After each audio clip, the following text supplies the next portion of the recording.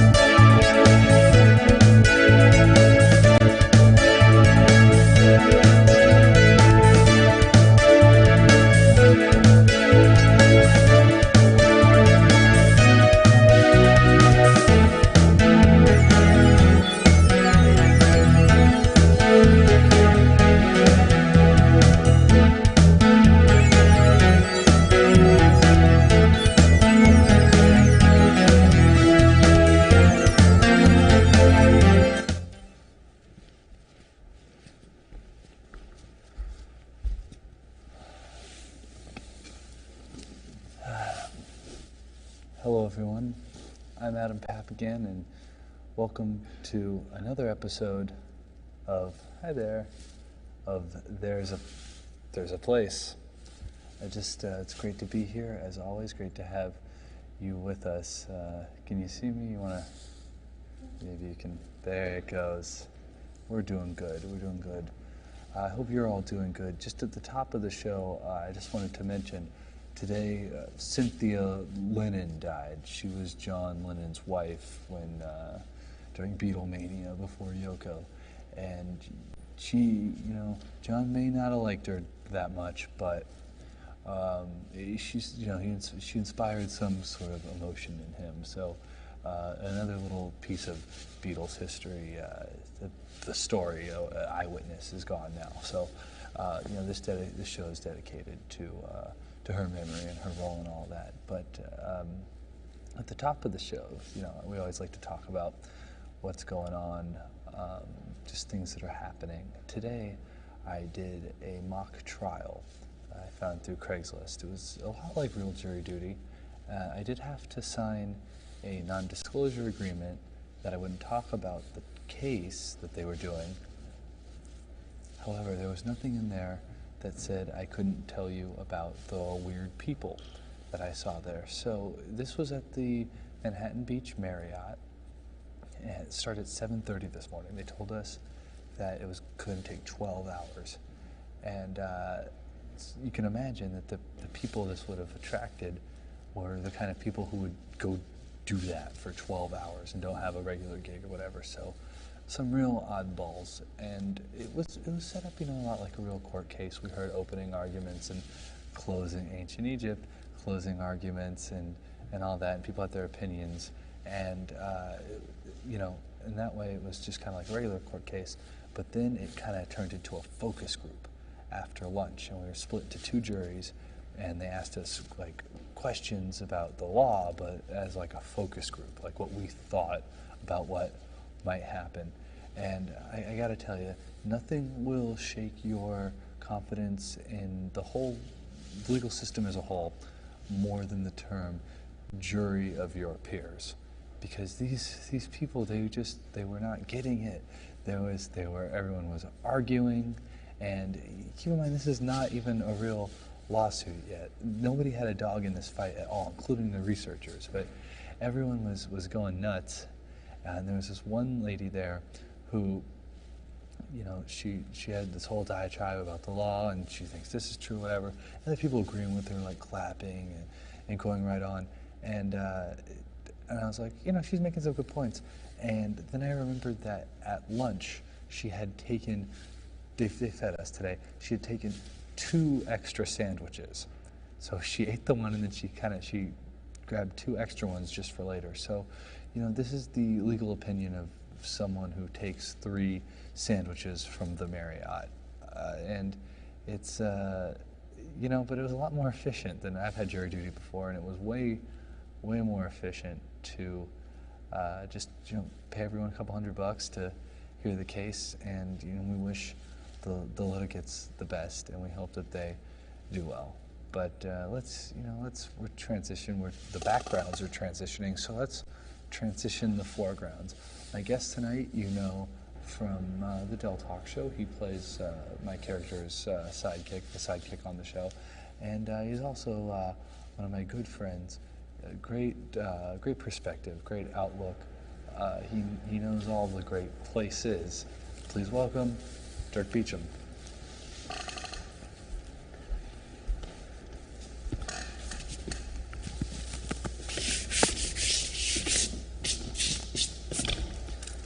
Nice and clean, huh?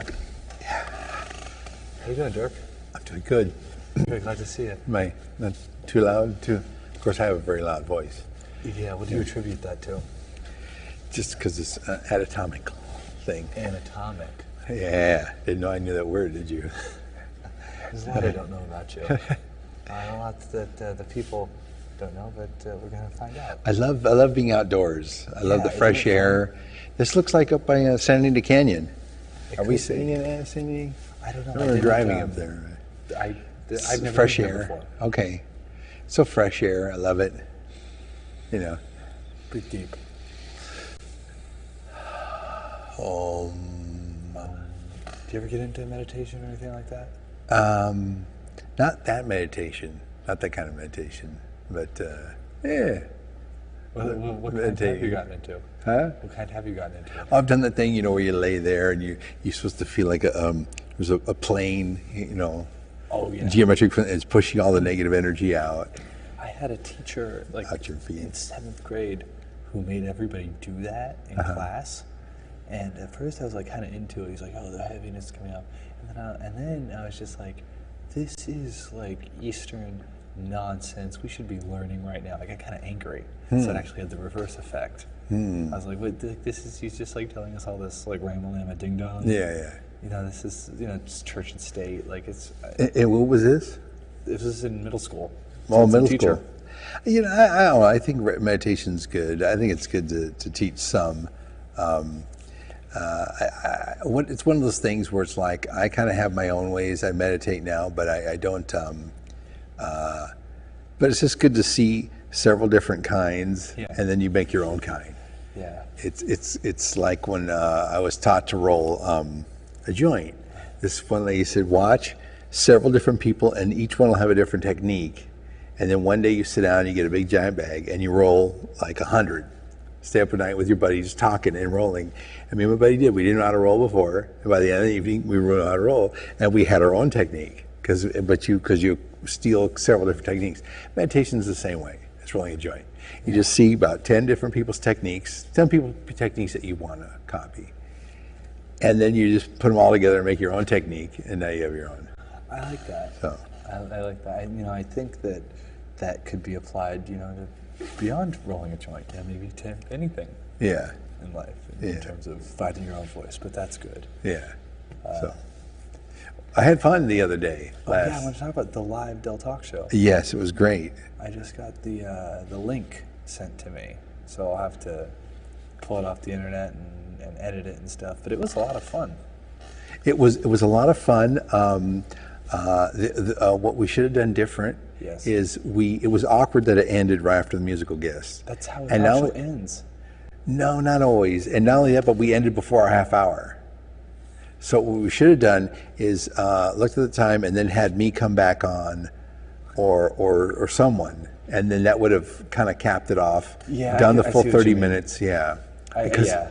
Because here's the thing, we want to get in the habit of doing that, because when we start getting paid, if they pay for a half hour and we say, hey, we got done in like 18 minutes, then that won't be cool. Yeah. So anyway. I agree, having something. And usually you need a cap at the end, like just not necessarily me, but somebody that would come on and Like, what did we learn tonight? Oh, they did that on Craig Ferguson, but yeah, but you'd have somebody talk, just someone get on there and be a second guest. I think that it was fun to just do.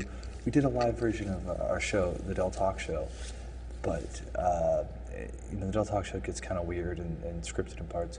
This I just wanted to do, and I think we all nailed it. Just a regular talk show. Just a regular, like, not make it too weird. And like, there's some fun stories, and the segment was the desk segment with the Chinese food. Oh, that was great. That was fun. Yeah. We did Chinese Market Challenge, which is you get $10 to go to the Chinese grocery store, and the only rule is you have to buy food that you don't know what it is. Yeah. And that was a great bit. When I went into the store, I was like looking at the produce. It's like, well, I've had bok choy before. I know what this is. And then I started getting to the back of the store. Yeah. It's dark and like flute music starts playing. Or you start hearing that doodaloo, like from Twilight Zone or Night Gallery. No, but with like an Asian kind of flair to it. Yeah. Like a Far Eastern Oriental. But it's still like a Night Gallery feel, like you shouldn't be here. Yeah. Yeah, kind of like that. But that was fun. But yeah, I think that it was just like a real talk show. And I liked our banter. Like, we talked back and forth, and of course, it's good to talk a little bit ahead of time to know when I need a response. Like, we worked on a couple jokes before the show, but and that was good. And it definitely had a completely different feel and flavor than the dollar menu. Yes. But I love the dollar menus, and I think YouTube people will love the dollar menu, and it'll introduce them to our show. But whenever we go live, and I would like to one day maybe have us start at community colleges. Yeah, we got to go on tour with it. Yeah.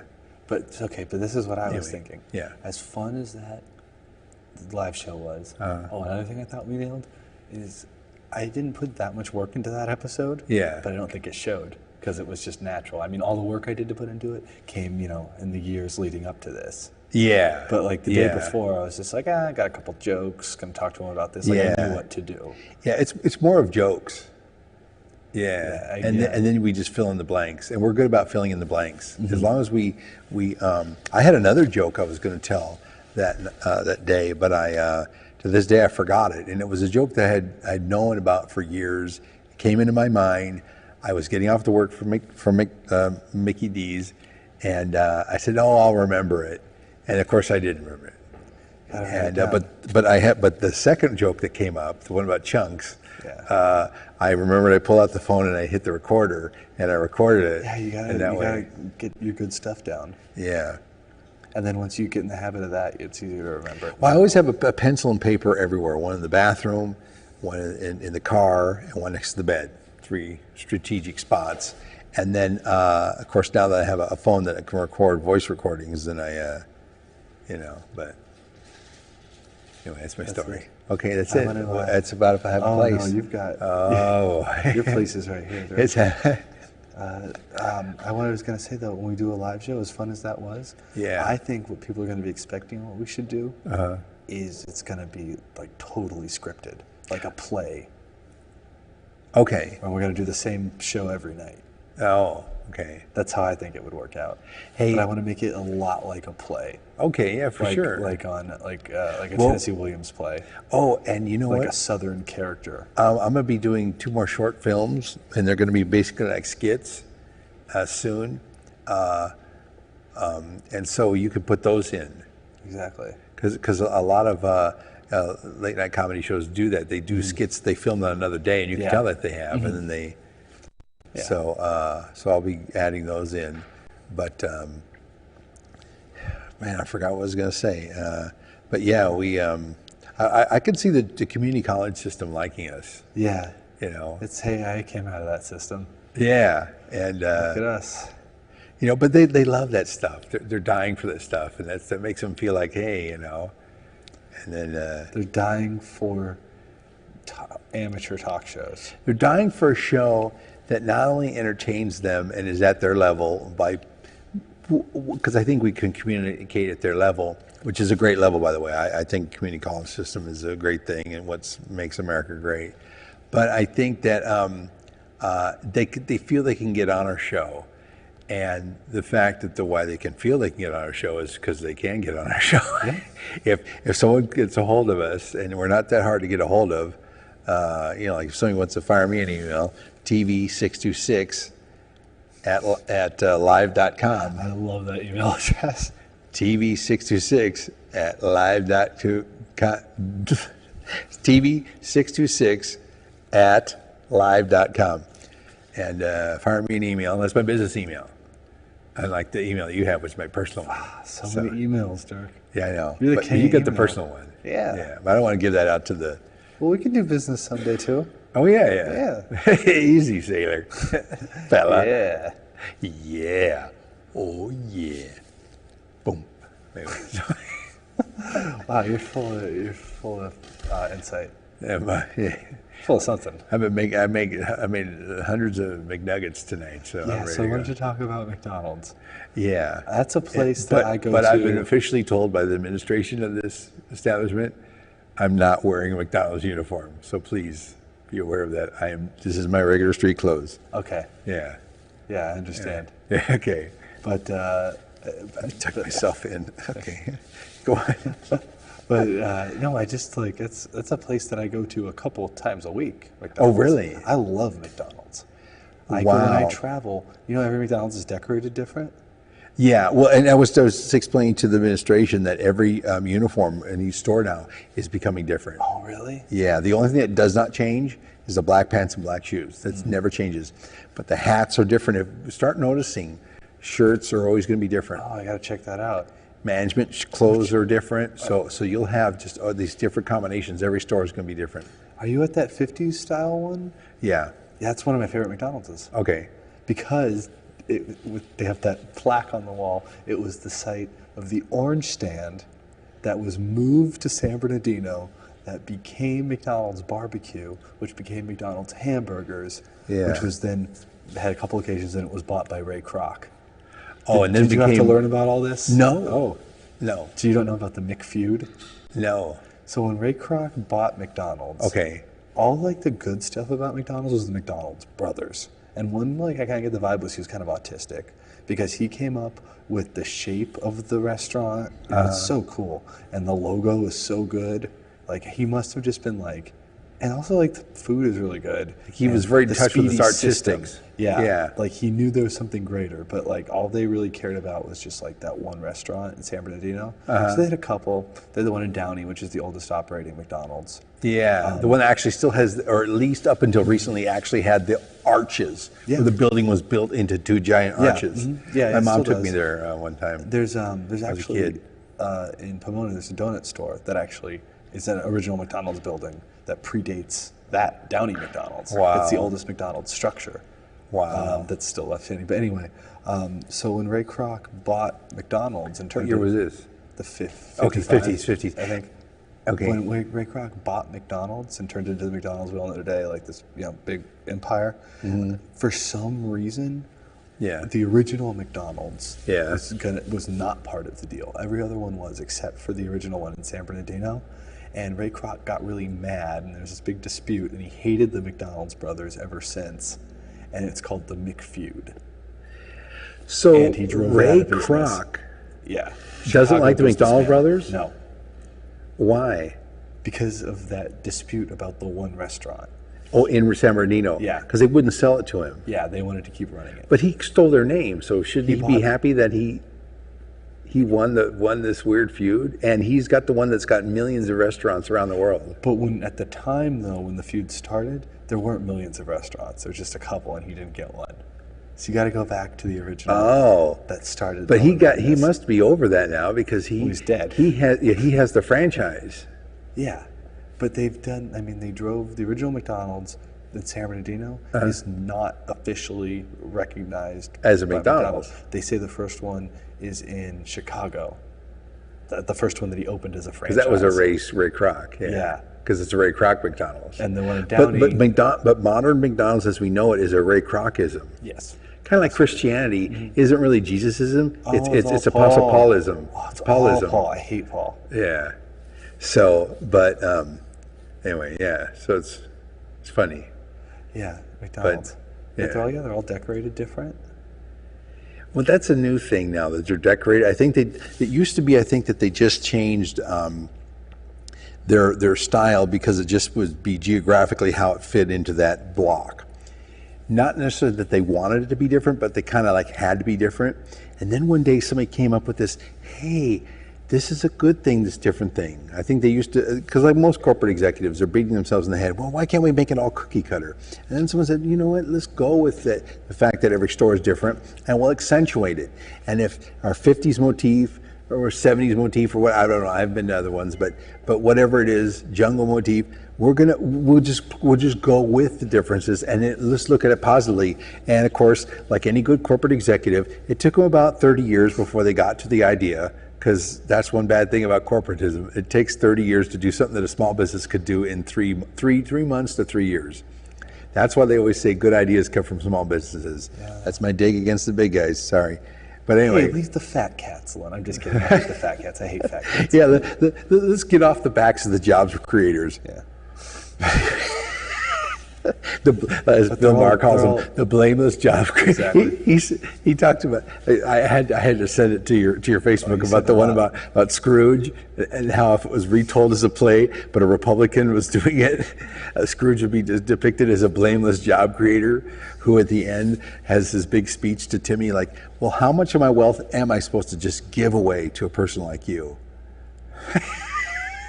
How much do you And think? Timmy should walk away and feel guilty that he actually asked for something, even though he had the bum leg. And Do you think? the blameless job creator. Yeah. Well, it's pretty Anyway. pretty populist for you to think. Do you think there should be a maximum wage? Yes. Yeah, me too. Oh yeah. Oh yeah. But it should be a lot. The maximum wage should be a lot of money. Well, of course, it should be billions of dollars. But like, well, I was talking with our other friend, the famous Patrick Van Slyke. oh yeah, He said $1 billion. Now, here's the thing: we used to have something before Reagan, and during his first year in presidency, and every president has done it since him, Democrat or Republican, which is kind of why they're all like just a blur right now. But the first year of presidency, he did two things that ruined. We didn't call it the maximum wage, like some Western Europeans would call it, but they had something that was similar, and that was this: you were taxed 90% on your take home once you got into a certain bracket. So it was like a maximum wage, but you got to keep it two ways. Well, only one way. One, you had to reinvest it in your company, and you kept it that way. And whenever you paid your workers, and you paid your workers well, you got a tax break. So the joke always was, until Reagan, and I remember as a kid in the 60s and 70s, always was, well, write-offs. Oh, you got write-offs. Well, but write-offs were actually joked about as a negative thing, but they were a good thing, because you couldn't outsource your company because you lost money big time. You couldn't just have your money sitting around because you couldn't sell your assets and just keep them, because you couldn't keep the money. So you had to keep growing your business. Well, unfortunately, the side effect was it made America #1 in the world, not in just standard of living, but in quality of products. Then Reagan came and said, no, you get to keep your money and you don't have to invest it. And two, if you outsourced your money, you don't have to pay a tax penalty, which, by the way, you had to pay since George Hamilton of back in the 1700s. So since that up until 1980, you had to pay a penalty if you outsourced. Now, once in a while, you did have to outsource, and we would outsource to Japan. If you had a product, all countries need to outsource a little bit to another country, because there's always something that there's another part of the world that can add to your economy that you can't do 100%. So that's the first rule you learn in economics, and that's fine. And we've always had to outsource a little bit, because there was something that they did. And then sometimes it came back to us, like when we outsourced radios and cars in the 70s, why by the late 70s and early 80s, it made us stronger at building cars, because then we came back. So there was that competition. But then there was this, but once Reagan passed these laws, then there was all this wholesale outsourcing. And by the way, we're not competing. People say, well, we're competing with Chinese companies. Actually, we're not. They're all American companies. They're just in China.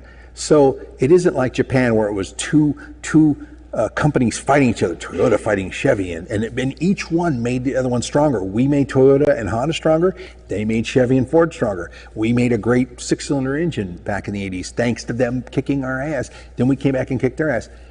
Now in the 90s, these few rich American companies are in China and in America. We're not competing with any other companies. They're monopolies or oligarchies, and it's just going down the toilet. And I could have a heart attack right here but it might help the ratings. Yeah. If you just see Dirk, get some views. Well, hey, that's a symptom of all the stuff you're talking about, though. Yeah, I get too upset. Because then, but you know what? You know what? Oh, am I okay? Okay, I hope I am. Yeah. All good, baby. Okay. All right. All good. Okay. Anyway, I don't eat McDonald's hardly anymore. It's not made of food. Well, which I don't mind. I needed to be. My thing is, I eat fast food at JB Burgers down the street, and you've been by there. It's a local place, and it's great. And I eat there. That's my go-to. Like your McDonald's is your go-to. Mine is I eat there 2 to 3 times a week. And a weird thing, I'll go and I'll take a month or two off, and then I come back and I hit it hard again for the next 2 or 3 months, and I go back and forth. And but McDonald's, I used to eat a lot of McDonald's when I drank a lot, and I quit drinking. And congratulate me, today has been 1 year. Hey, congratulations. So yeah, and I feel good. It was a struggle, but anyway. Life's a but struggle. consequently, without drinking alcohol, I don't get the craving for McDonald's food like I used to. That's interesting. Yeah, one thing about getting a good, especially an alcohol buzz, maybe not other buzzes, but alcohol buzz, McDonald's just went rum and McNuggets or whatever, or French fries just went like this. But I love a good Big Mac hamburger. And every break, when I work a lot of hours where I get a half-hour break, I always eat a Big Mac. And I don't get the fries or anything, I just get a Big Mac. And all shifts, every shift I work, I get their smoothies. You know, I never drank a smoothie until I started working there 3 weeks ago. And now every shift I give a smoothie, and I don't know everything that's in it, but there is some fresh fruit in it, and I don't know why, but it revitalizes me. So that's my thing. Some vitamins. So always a smoothie, and then when I work long shifts, smoothie and a Big Mac. I smoothie and a Big Mac. I'm gonna get that for lunch tomorrow. Dude, you feel good with no fries. And let me tell you, I'm gonna make a little pitch. That's what my advice to you people out there. Oh, Dirk. Oh boy. Getting a phone call. Yeah, I got a message. It says, go F yourself. Turn your phone off. You're bothering people at Drumebox. Well, that's kind of rude. I'm going to call him right back. Hello? No, I'm turning it off. Yes, very, very good. Get that off. Yeah, here we go. Sorry, people out there in the... Ancient Egypt. We're in ancient Egypt. I wonder why it smelled musty and smelled like old... To me, it's so weird that like groups... Yeah. People get obsessed with like these groups from hundreds and thousands of years ago. Yeah. Like, remember when the end of the world was going to happen 3 years ago? Because of the Mayans? Oh, well, the Mayans invented zero. Like all this like stuff. Like, who cares about the Mayans? Let me tell you one thing about the Mayans, and here's what happened. And why they stopped their calendar when they did. This is how anything works. Someone's paying these eggheads to sit and not farm and not produce anything and not make things. And all they do is they're writing and they're making a calendar. And the king, but it's costing the king money, right? Because the king is paying. So he comes in one day and he goes, hey, how's that fucking calendar coming? Oh, great. By the way, this is around like 780, 880. And I think they fell in 880. So say it's around 600, 780, around their peak. And the king comes in and goes, hey, how's the calendar going? Oh, great. We've written it up to the year 2012. What the fuck? Get back to work. I'm shutting this thing down. I'm cutting the plug on this. It's like any government program. You're just seeing all the waste and you're like, what? 2012? I just needed it to the year 800. It's year 700 now. I just need it for 100 years. I'm going to hire new guys in, your sons or grandsons, and they're going to do it for the next. We got to go to work. And by the way, as they were getting near the year 1800 or 800, they were their farms were starting to lose productivity, and they're overpopulating. So they're hitting a little thing. So they say, hey, we need some scientists to go out there and get crop production up. God damn it. I don't need a fucking calendar to go to the year 2012. And that's why it stops at 2012, because they shut down that thing. It's not very fancy. It's not beautiful. It's not dramatic. But you know what? That's how real life is. It wasn't because, hey, the world's going to end because, oh, by the way, it's 2015. The world didn't end. So I think my boring theory was right, and the exciting theory that, What would it take for an end of the world prediction to convince you?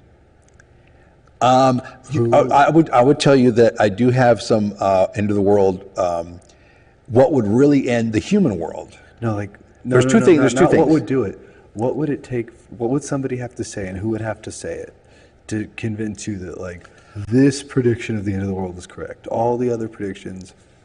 If the president went on TV, I'll tell you what I heard recently from the Centers of Disease Control, and that is because of our overuse of antibiotics in our feeds and stuff, that there may not be an end of the world, but there will be a mass die-off of people. When I say a die-off, not even 50%, but it would be a severe one, and it would really bring us down, and your population trend, which maybe in one way it would be a good thing, but I'd like to rather do it with birth control than with incurable bacteria and incurable viruses. I would rather have the birth control way, but hey, the righties aren't into birth control, so it'll be with incurable bacteria, and then we'll catch up. But it may take 100 years for us to catch up, or 50 years. So when can we expect the plague? And when can we expect the plague? Yeah, when is this going to go down? A lot of scientists say this. It'll start happening within 10 years. You'll just start seeing more and more things in the news, more and more of these bacteria. First it was that weird thing at UCLA, but you're going to see that all the time. People just go in for a procedure, and there was one person there that had the bacteria, and then everybody in that room will get it. Like in the new Planet of the Apes movie. I never saw those. I never even saw those. You saw the original ones, so back. I saw the original ones. Yeah. They're not as cool as that. But. And what turned me off to the new ones, why I didn't see the new ones, was because I saw the one with Mark Wahlberg. That was bad. And it was bad, and that's what turned me off. That was one of the worst periods. I mean, in my memory of history, the guy walked around for months and he never grew a beard. The best one I ever saw was the original one, and then the ones that followed were pretty good too. The original one was great. What it was they went out to space. They knew they were going to go. It takes longer anyway when you come. We're all familiar. Okay, all right. But anyway, when he came back, you know what the first thing he said? He goes, "God, this looks like Earth fruit, but it's a little different." Well, of course it's different because it's evolved. Then he grew a beard as the show went on, and then he had to shave. It was heavy on the science and light on the fiction. I like that. The Mark Wahlberg was just, I don't know. That was based kind of. I think that was based on. It was supposed to be based on the book. There's a book of Planet of the Apes? Yeah, there was a book of Planet of the Apes, and the book is not that good. That's why you don't hear people promote it. The movie, the one with Charlton Heston, the movie was better than the book. There are exceptions to the rule. You know how they always say, the book's better than the book. You know what? There's a lot of times the movie's better than the book. And there's a lot of movies like with 1984 where the book is the same as the movie. Planet of the Apes was those rare ones where the movie was way better than the book. Someone got the book, and that's where the book had this weird thing where they went to another planet, and that's what the Mark Wahlberg was. They went to another planet, and there was the Planet of the Apes. And then when they came back to Earth, then the Earth had the Planet of the Apes thing happen, and they're like, oh, wow. And that's where the cops show up, and they're like, oh, and they show the apes, and that were cops instead of people, and of course, a lot, yeah, I could go on about that, but that, it was from some weird French book, and it was weak. And so someone said, I don't like that. And I loved the way the Charlton Heston one turned out. That was that was a rewrite that was. Phew. Any other of those kind of sci-fi movies that you're into? In that era? I got a couple ideas for some sci-fi movies. Let's talk about that. But low-tech ones, but that are a good story. I got a sci-fi buddy pick. Oh, idea. Yeah, and I need to find a co-writer to help me get it out of me. But well, let's talk about it. Okay, you like it. What it is these. It's either two or three guys.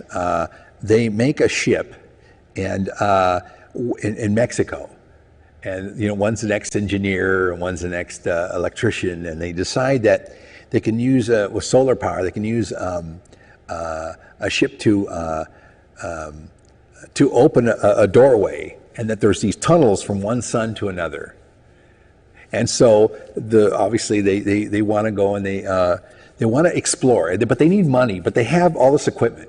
And this one guy, and they say, hey, you know what, we'll make a little bit more money, and it'll be kind of cool, and let's be explorers, and let's just go to the other star system, which is Alpha Centauri system. So they go there, and they're just going to fly around and then open the door and then come back. But when they do, they see there's an Earth-like planet there. And they say, okay, let's orbit that, take some photographs, and then we're going to go. But as they orbit it, something happens and it knocks them down on the surface. And there starts either the beginning of a movie or a series where they have to walk. Obviously, as the ship falls, some part of it falls off, and then they're many miles away. The ship crashes with them, so now they have to walk to get the part, and then they have to go back. Hence, that leads you into now they can walk and meet other creatures.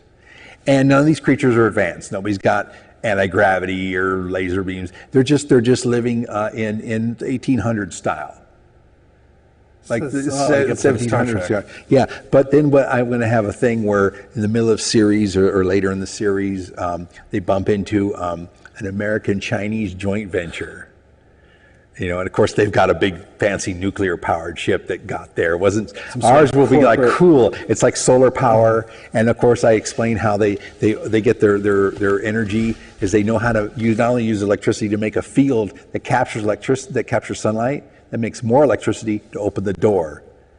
So in other words, it's like really cool solar powered and battery powered, and you can make a field 1,000 miles wide to get all the sunlight you need to do something, and then you can. So it's like this small ship, but it's like just really technically advanced. But then they go and they come across the Chinese and the Americans, and they got some big ship, but sitting there landing, and it's not doing anything. See, I don't want a lot of ships flying around, bullshit. I just want drama. And of course, they're assholes. The Americans and the Chinese are real assholes, and you know they're just like typical, like any colonialist. They give two shits about the indigenous, and of course they're siding with the more aggressive, fucked up indigenous, you know. It's like Avatar. Oh, okay, yeah, like that, yeah. I didn't see the whole movie. I saw parts of it, but I liked it. But anyway, yeah. In other words, you're going to be rooting for our guys. Yeah. And they don't even know that there was this thing, just because they always thought, oh, you need a big nuclear generator to open the door and all that, because they're not using any solar power, and you need all this money put into it, and they didn't realize that there was these people crash landed over here. And then as a thing to add in for more characters, that there's like a predator race, and they're there, and they've landed on that planet before, but they're just there, and they're not even there to hunt. They're just there to gather data, and they're kind of like there. It's like Arizona or whatever. They're just passing through, but they meet these guys, and they kind of like them, and so they, you know, there'll be some a scene where he gets to know the Predator captain, and I got some ideas about how that story those episodes would unfold, and you know, and of course he gives them like but of course they've been to Earth and they have the cloaking devices, so they've pilfered a few things like a bottle of rum and and then of course some Diet Pepsi, you know, and the guy goes, oh, I love Diet Pepsi. I haven't had Diet Pepsi in a long time. I was drinking one, and then Captain goes, hey, I'll have some, and he goes, hey, and so he goes, and of course to his throat it's like horrible poison, and he goes. And the guy says, I thought you said this wasn't poison. I said, no, I said I loved it. I didn't say it wasn't poison. So they'll have some humor in there. Yeah. Well, I mean, I don't think... Which is true. I would give you a Diet Pepsi, but... I mean, well, to make it believable the Diet Pepsi tastes awful, I don't think you would need to set the characters in outer space. I mean, I think that if you just gave somebody on the street a Diet Pepsi... Who never had one before, he would spit it out. What is this? If you went 200 years ago and you went to somebody walking down the street, so bad. It would be like, what the fuck did you just? What the fuck? You trying to kill me? I'd wonder why it was fizzy. It's so dark. Like light doesn't go through it. I know. There's soda. It would just be what like, that's in there, floating in there. Coffee is kind of gross to me too now. Oh, is it? Well, I mean, I still like drinking it, but just like. It's so black. Well, there's a lot of specks from the beans. The hot water makes it come out. Yeah, I have the ground specks, and then you drink the specks, and it. I don't like Starbucks coffee, and I don't like coffee like it, from the coffee bean and tea leaf. Which, by the way, people out there, why did you name it that? Can't you just name it the bean and the leaf? If you have to tell somebody that's a coffee bean and that's a tea leaf because you were worried that the bean and the leaf weren't going to be enough, you're an idiot. Another corporate foible. Bean in the leaf. A bean and a leaf's good enough. I remember the. Anyway, so, but 7-Eleven coffee and a lot of other regular coffee, which is just made of U-Ban or Folgers or whatever old school coffee, I like. So I like 7-Eleven coffee because it's old school coffee. It's coffee. But it's weird how this coffee is only this Starbucks kind of coffee. They call it double roasted, but to me it tastes burnt.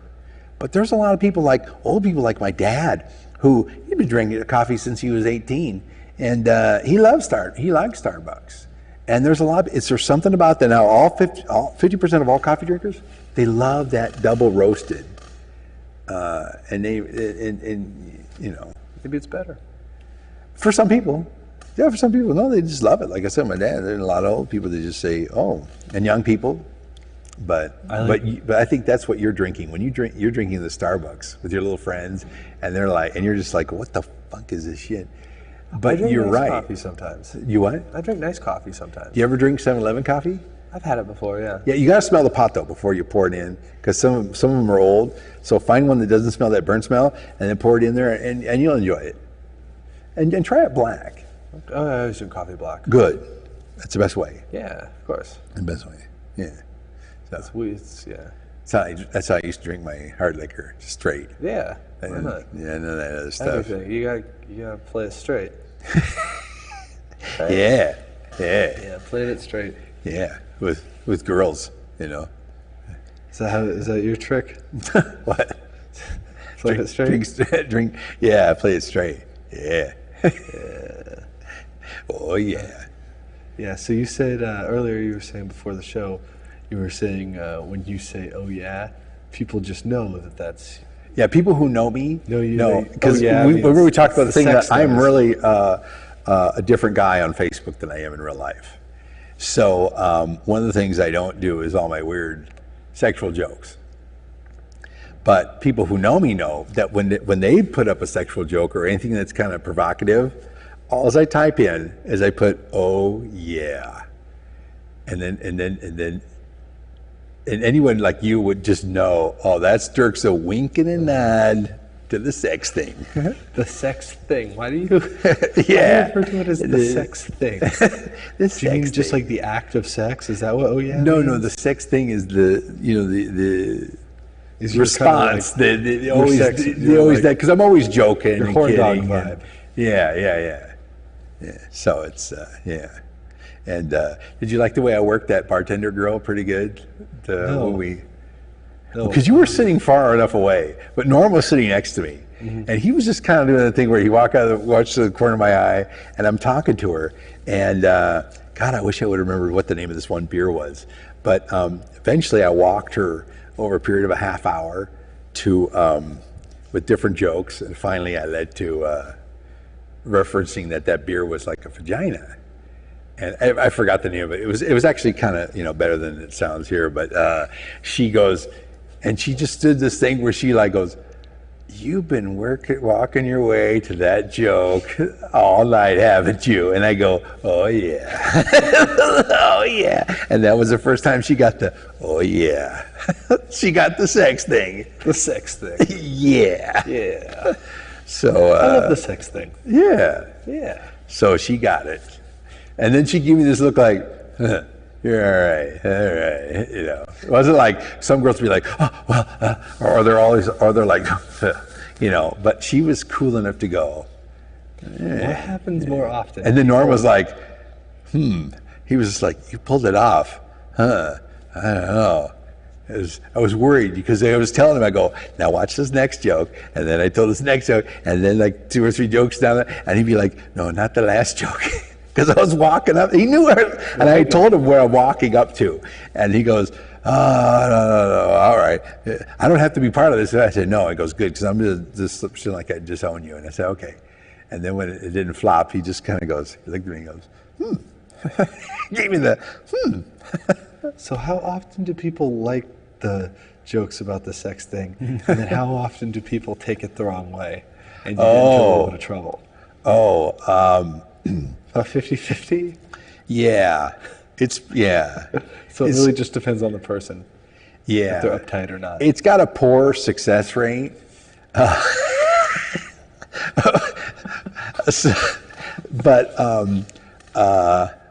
But so it's funny how but so that's why I came up with this idea that I'll just do it in certain areas, like West Hollywood? and I can simultaneously not keep it straight. But anyway, like I don't do it at work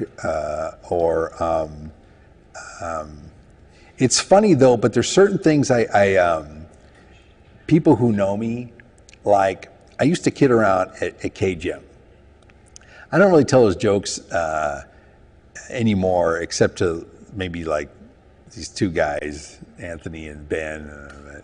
But I don't really, but I've never asked anyone out there. So that's, to me, the cutoff point. If someone always goes, well, is Dirk weird? They'll say yes, but is Dirk unsafe? The answer is no. Dirk is not unsafe because... It's not a crime to be weird. Yeah. So I've given girls rides home. For example, I'm going to use that job site, but most job sites would be like this in the past. I've given girls rides home from KGM that I've worked with on some kind of shoot. Never did I ever try to kiss them. I never said, hey, I never even said, hey, let's go see a movie. You just said, oh yeah. No, when I'm driving home, I never say, hey, can I come in? I don't do any of that shit. And so in the end, the girls who don't know me that well go, oh man, Dirk's a weirdo, and I can't even imagine a car ride home with him. And then girls who've had car rides home with me, they go, he's just a bullshitter. He's just a bullshitter. You give me a car ride home, and you get home, and the booty's still intact, Not wrecking the booty. No, nothing's fondled away. And then, of course, maybe it's also because I've never been attracted enough, but not to put them, not to say there's not pretty women. Well, I don't know. I don't know if maybe it's how I'm getting older, or, but I don't know. Just haven't found anybody that I would want to, invite myself in with, Hey, can I use your bathroom? I can make a phone call. I know I have a cell phone, but can I just come in? I want to check. I don't know. Check something. You got to check something. And then when I'm in going, and then when I'm in, they're going to be thinking I'm like that. I'm an octopus. Whoa! Hands everywhere. Oh yeah. And I tell them I'm bilingual, Russian fingers and Roman hands. Wow. Yeah. Nice. Dirk, You like that one? I did like it. You're gonna, all right. You could use it.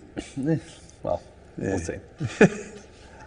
Dirk, have you ever been? Now you've because you've been involved with KJ. You've followed these groups. Have you ever fallen in with a cult? No. That's a little surprising. No, I've never fallen in with a cult.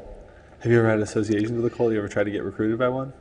No. But I one time though, I was going to a regular Christian church, and I think a lot of people go to regular Christian churches. Like I'm sure there's a lot of people, there are a couple of guys I work with at KGM that wouldn't admit this.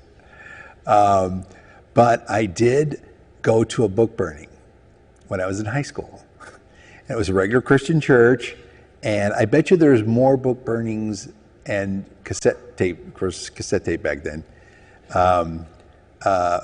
burnings than they like to admit. And this minister had built you up to that. And it was weird because we went to a summer camp that also talked about that. So they're on the same page of music. Because Christians always like to play this chicken shit game like, well, that would never happen at my church. But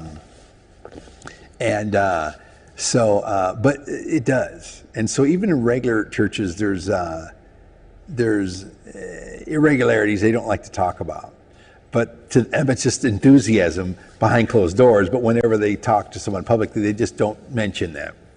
And if it is mentioned by someone else, they'll go, oh, well, our church would never do it. And then they've done it. So there's a lot of lying that goes on in churches, not just about their sexual activities, but just activities in general. There's lying. That's one of the things I don't like about church so much. Is there's a lot of lying that just seems to have to happen for people to be okay. And it's okay because you're lying for Christ, which I think that's more of a Paulism thing than a Jesusism. But I want to know more about this.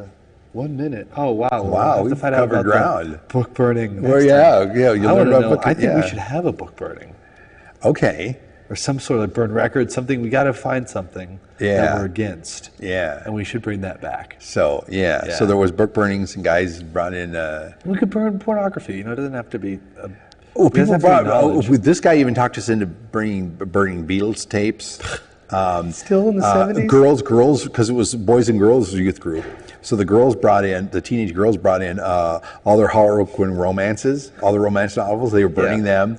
And then the boys brought in some stacks of Playboys, but they wrapped them in paper, and people were like getting around, and they would say, well, if the wrapper burns off and the magazine's open up, try not to look at them. And people were still trying to look, and it was just, a weird, It was effective bad because thing. the Beatles are no longer popular and they no longer have pornography. So I'm glad that they were successful. Dirk, we got to wrap up. Thank you so much. I hope you can come back Sure. a million more times. Oh, yeah. And I hope you can come back. Every week we're here at 10:05 at Drone Box. And until Look at your living room. this is Manila. I told you not to show where you live. I love X.